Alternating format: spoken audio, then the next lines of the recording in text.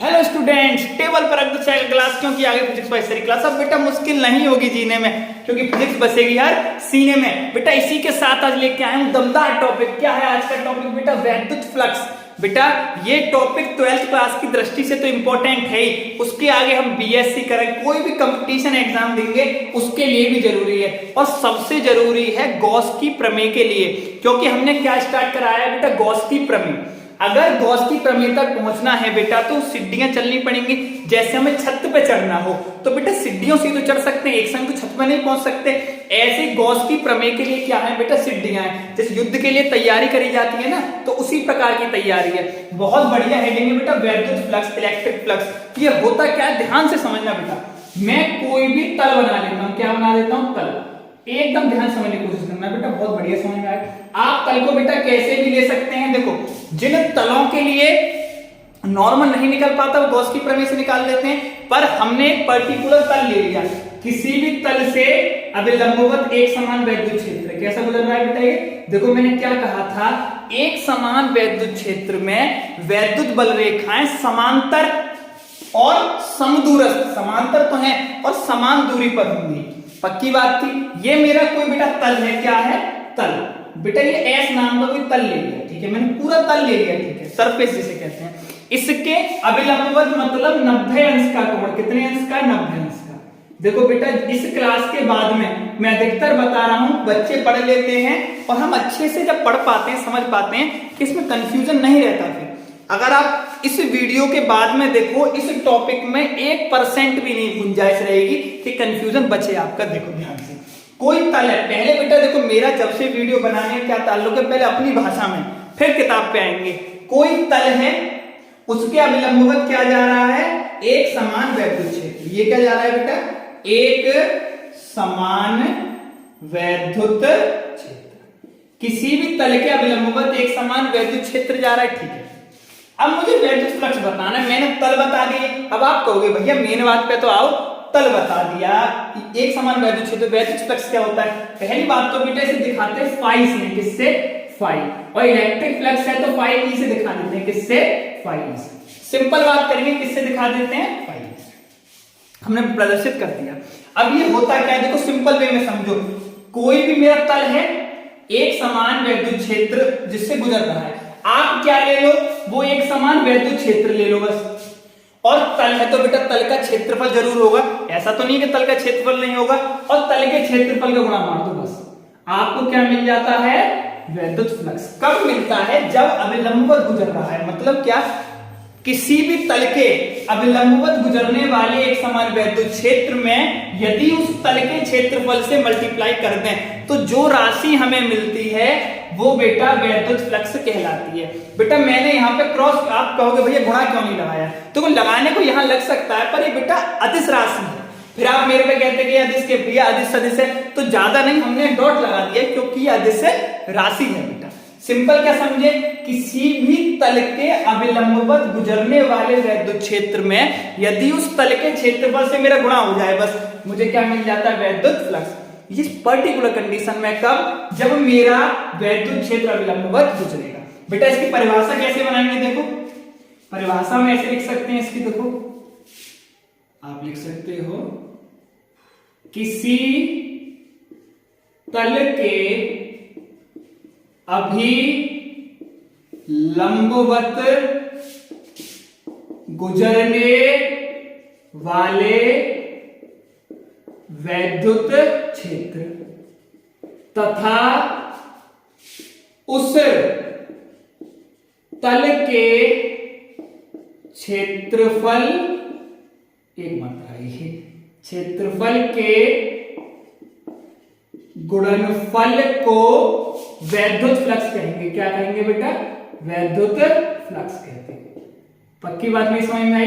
किसी तल के अभिलंबवत गुजरने वाले वैद्युत क्षेत्र में अगर मैं उस तल के क्षेत्रफल का गुणा लगा देता हूं, मुझे वैद्युत फ्लक्स मिल जाता है। अब आप कहोगे भैया चलो अभिलंबवत था, मेरी बात समझ ली, केस फर्स्ट मान लेते हैं। क्या मान लेते हैं? Case first. यहां तक तो बेटा आप कहोगे ये तो अभिलंबवत बता दिया, अब अभिलंबवत ना गुजरे, ठीक है। पहले आप इतनी बात को बेटा अच्छे से नोट कर सकते हो या फोटो खींचो। वीडियो में अगर आप बने रहे तो अब लास्ट तक इस बात को तह तक पहुंच पाओगे कि बात में क्या कहना चाहता था। आप इसे उतार सकते हैं, इसका फोटो खींच सकते हैं बेटा, ठीक। अब इसे मिटाते हैं देखो। अब क्या बात है बेटा, अभी तो मैंने अपने फायदे वाली बात कह रहे गुजार दिया। अब आप यदि ये पूछने लग जाओ कि सेकंड में यदि वैद्युत फ्लक्स, तब वैद्युत फ्लक्स हमारा क्या होगा, ध्यान से। ये बेटा कोई भी मेरा सरफेस है, अब इस पर अविलंबवत नहीं, कोई कोण बना रहा है। क्या बना रहा है, कोई कोण। ये एक समान वैद्युत क्षेत्र गुजर रहा है बेटा, क्या बनाता हुआ, कोई कोण। पक्की बात भाई, कोई कोण बनाता हुआ गुजर रहा है। अब मुझे बेटा यहां वैद्युत फ्लक्स बताना, इसके लिए बेटा एक देखो दो तरीके हैं, इसे घटक से भी कर सकते हैं। आपने कहा होगा किसी का परिमाण जब निकालते हैं परिणामी दो घटक, E sine theta E cos theta वाला, पर घटक वाली कंडीशन बिना आए मैं आपको समझा दूंगा। घटक की तो ई कॉस थीटा हो ही जाएगा। मैंने एक लंब खींच लिया, क्या खींच लिया बेटा, प्रत्येक पे खींच सकते हो पर एक से समझ जाएंगे। मैंने इस कोण को बेटा क्या ले लिया, आपका इस कोण को क्या ले लूंगा बेटा, अगर मैं आपके इस कोण को थीटा मान लूं, क्या मान लूं, थीटा। वैद्युत क्षेत्र का अविलंब से कोण है, पहले बात ध्यान से समझना, ये वैद्युत क्षेत्र है, वैद्युत क्षेत्र। कोण किसके संग है, अविलंब के साथ। कोण किसके साथ है, अभिलंब के साथ। बेटा एक इसी बात का लोचा है इसमें समझने वाला, पर मुझे वैद्युत क्षेत्र का कोण चाहिए सरफेस के साथ। ये तो किसके साथ था, अविलंब के साथ, पर वैद्युत क्षेत्र का कोण किसके संग चाहिए, सरफेस के साथ, ये वाला। बेटा आप समझदार है, जब ये थीटा तो ये 90 माइनस थीटा हो जाएगा, क्योंकि पूरा तो बेटा 90 का ही है। जब ये मेरा थीटा 90 माइनस थीटा हो गया, अधिकतर बेटा आपको क्या कंडीशन देखने को मिल जाती है, इसीलिए बस बेटा अगर कोण की बात आ जाए तो ई ए कॉस थीटा, ये आपको लिखा हुआ किताबों में मिल जाता है। ये कॉस थीटा बिल्कुल सही है, वो थीटा इसको लेने की कंडीशन में मिलता है, घटक की कंडीशन से आप देख लो। पर देखो बेटा आपने कहावत बचपन में सुनी होगी, हाथी के दांत खाने के और दिखाने के और, पक्की बात है, वही इसकी कंडीशन है। खाने के दांत तो आपको किताबों में ऐसा मिल जाएगा, पर बेटा दिखाने के दांत इसके ध्यान से देखो बस, ई ए कॉस 90 माइनस थीटा। इसको देखो लिखने की कंडीशन में ठीक है, जब जब न्यूमेरिकल करेंगे, क्या करेंगे, न्यूमेरिकल। बेटा कोण तो मुझे यही चाहिए, उस कंडीशन में अगर इसको कोई कोण मानना तब हम इसे मान सकते हैं, पर जब जब बेटा कोण लगेगा, आपको किताबों में ऐसे दिखा मिलेगा, पर जब जब कोण लगेगा 90 में से घट के, जैसे सुनो, अगर ये वाला कोण बेटा मुझे 30 दिया है, कितना 30, तो मैं कितना लगाऊंगा, ये वाला मेरा कितना बचेगा 60, क्या बचेगा मेरा 60। अगर ये वाला 45 तो ये वाला मेरा 45, ये वाला मेरा बेटा 60, तो 60 नहीं लगाऊंगा। क्या क्या कहते हैं बेटा, कुछ बातें बताई नहीं जाती, इशारों से समझी जाती हैं, बताएंगे नहीं, वो 60 कहेगा आपको 30, पर उसकी बात ध्यान से सुननी है, पेपर वाला क्या कहना चाह रहा है, अभी लंब से कोण दे रहा है कि सरफेस से दे रहा है। कहीं बेटा ऐसा ना हो सवाल ना पढ़ो कोण सरफेस से दे दे, लगा लंब वाला दो, ऐसा कभी नहीं करना। जिससे कोण दे भाई, लगता ये वाला है तो इसी को लगाएंगे। एक बेटा घटक के रूप में भी यहाँ पे कॉस के यूज हम कर सकते हैं, पर जो मैंने बात समझी उस बात को समझना, कोण किस बिहेव से आएगा, इस वाले बिहेव से। तो मेरी बात, मुझे उम्मीद है कि जो मैंने यहाँ पे कंसेप्ट समझाना चाहा आपके बात पल्ले पड़ी होगी एकदम। यही रीजन था बेटा, जब अविलंबवत गुजर रहा था, देखो इस बात को भी प्रूफ करता हूं। मेरा फॉर्मूला आ गया ये वाला, इस फॉर्मूले को यहां लिखता हूं, कोई भी बात आपको ऐसा नहीं रटवाई जा रही है, 90 माइनस थीटा। अब देखो, अब मेरा क्या था, अविलंबवत गुजर रहा था, तो अविलंबवत में क्या थीटा बराबर 90 लेना पड़ेगा मुझे, अविलंबवत गुजर रहा है। अब इस फॉर्मूले में लगाना ई ए कॉस 90 माइनस 90, तो आपका क्या आ गया ई ए, क्योंकि कॉस 0 हो जाए, कॉस 0 की वैल्यू 1 हो जाती है, फिर भी तो मेरा बेटा ई ए आ गया। तो यही तो बात कह रहा हूं, वो खाने वाले दांत हैं कॉस थीटा, 90 माइनस वो वाले दांत दिखाने वाले हैं बेटा, ये दांत खाने वाले 90 माइनस थीटा वाले। ये ही तो मेन फंडा था वैद्युत फ्लक्स का, जो बात पल्ले नहीं पड़ती बेटा, ये वीडियो के माध्यम से बताना चाह रहा हूं मैं।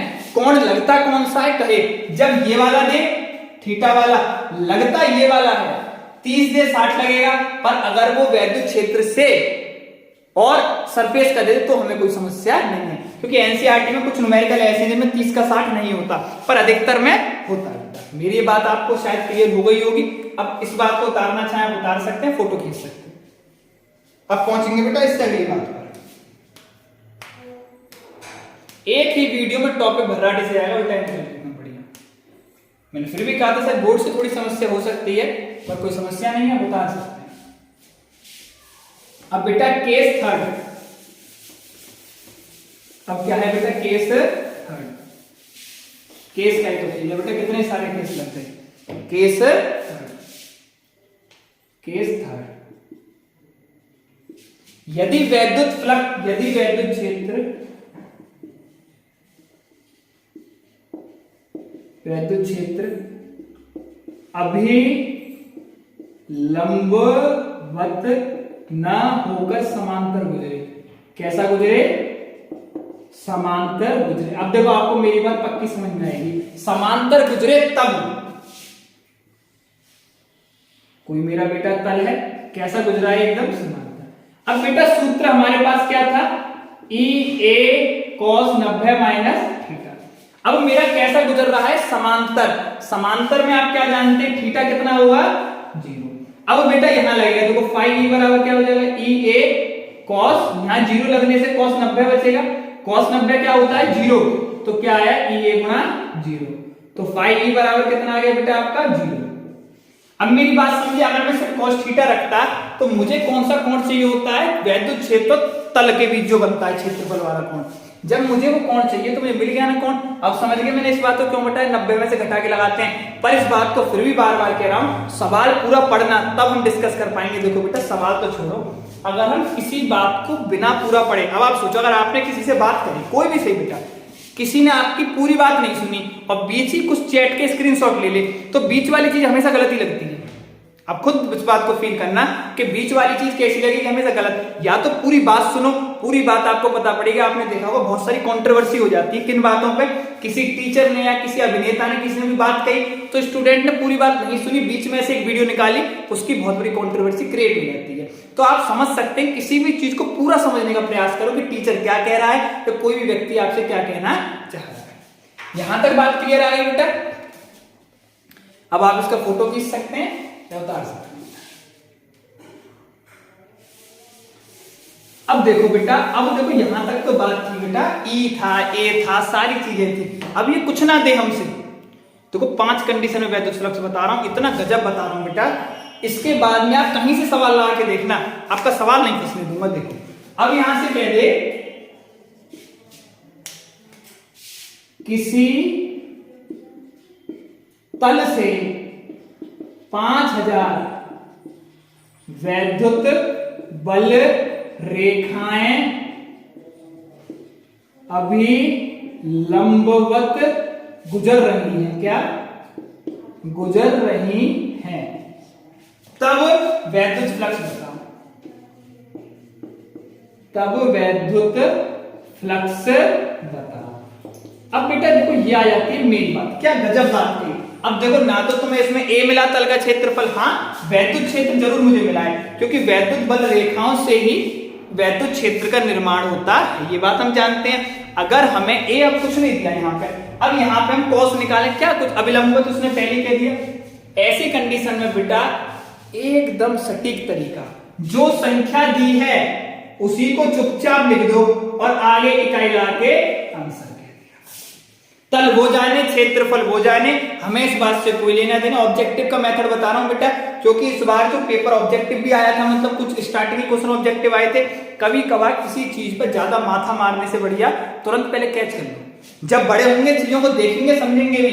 अगर यहां देखो, अगर ये 10,000 कर दे, कुछ नहीं करना, 10,000 हमारा आंसर। यहां बेटा आपको 525 मतलब 555 कर दे, आपसे 555 कर दे, तो यहाँ 5 5 5 इकाई। अगर वैद्युत बल रेखाओं की संख्या दे दे और तुरंत बाद में आप उसका आंसर वैद्युत फ्लक्स का मान निकाल सकते हो, मतलब किसका? 5। पर कंडीशन बेटा डिपेंड है, ये भी लपसा से एकदम ऐसे ही लपसी सी होती है, ऐसी नहीं है। कंडीशन क्या है बेटा? अभिलंबवत गुजरनी चाहिए। क्या कंडीशन है बेटा? वैद्युत बल रेखाएं कैसी गुजरनी चाहिए? एकदम अभिलंबवत। मुझे लग रहा है कि ये कंसेप्ट आपके समझ में आया होगा। अब देख लो, आप इसको उतार सकते हो या बेटा वो ले सकते हो। जितनी बल रेखा गुजर रही है उनका इकाई लगा दो, आपका आंसर आगे, ज्यादा सोचना नहीं है। अब एक कंसेप्ट और रह गया इसका, फिर वैद्युत फ्लक्स में कुछ भी ऐसा नहीं रह गया कि जो आपके लेवल तक ना पढ़ाया गया। ठीक है बेटा, इसे मिटा सकते हैं हम। अब देखो एक सवाल और लेते हैं अच्छा सा। अरे कहां भाग रहा है? किसी तल में 12,000 वैद्युत बल रेखाएं अभी लंबवत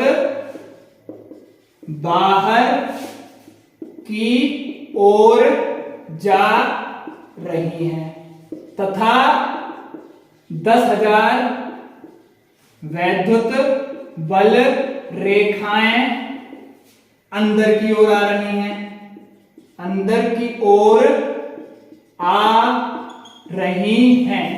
तब इस स्थिति में, तब इस स्थिति में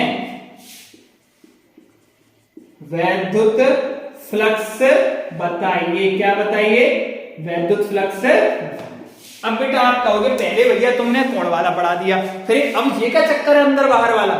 अगर बेटा ये चक्कर समझ में आ गए, लास्ट कंडीशन है इसकी, इसके बाद में आपके लेवल तक एक भी क्वेश्चन फंसना नहीं है। ध्यान से देखो बेटा, सबसे पहली बात, ऐसे सवाल करते समय जिनमें हम डायरेक्ट आंसर के ओर पकड़ते हैं, एक शब्द जीवन भर में ध्यान रखेंगे, ये